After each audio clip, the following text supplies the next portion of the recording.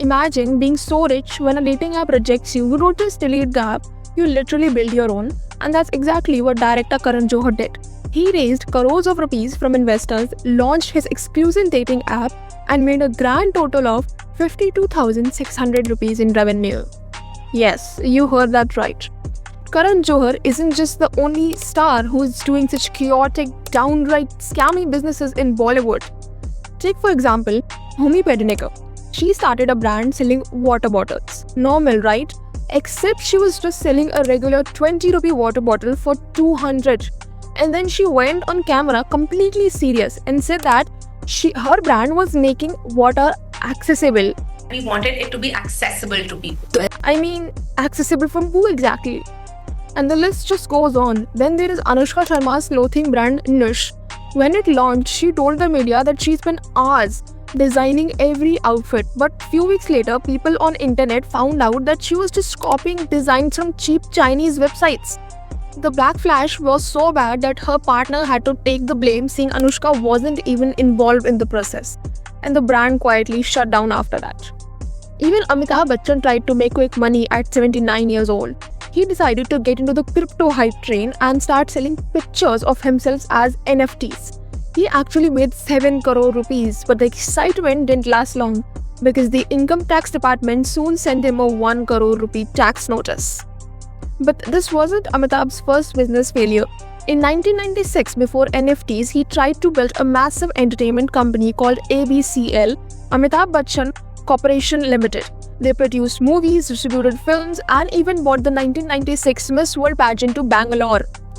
But it turned out into an absolute disaster. There were massive public protests, terrible management, and they lost a lot of cash. The company went into a huge 90 crore rupee debt. It's almost made Amitabh Bachchan completely bankrupt, until he saved himself in 2000 with the movie Mohabbatein and Kaun Banega Crorepati. Speaking of disasters, let's talk about Jackie Shroff. In 2003, his wife produced a movie, Boom, which also was Katrina Kaif's first movie. But before it even hit the theaters, pirated CDs leaked everywhere.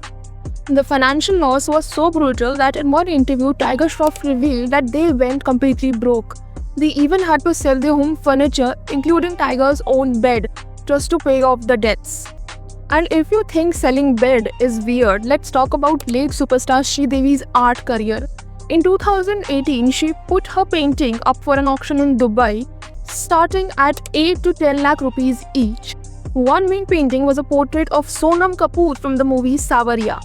It was called Thoughts, but because of the awkward angle Sridevi painted, Sonam looked like she was pointing at the camera in a funny, pull my finger pose. The art world didn't know whether to praise or laugh at.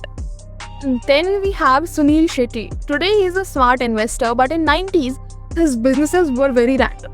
He opened a clothing shop called Mischief, selling baggy 90s clothes, and he built a water park in the middle of nowhere. It's just funny to think about Bollywood's toughest action hero spending his peak years managing water slides and baggy jeans. On the other side, we have the hype businesses. New star kids like Shania Kapoor are supporting exclusive sneaker reselling platforms. These apps buy limited edition Nike and Yeezys for regular 10,000 rupees and sell them to desperate fans for 80,000 to 1 lakh rupees. It's just making them rich. But regular shoe lovers are calling it an artificial bubble built purely on celebrity hype.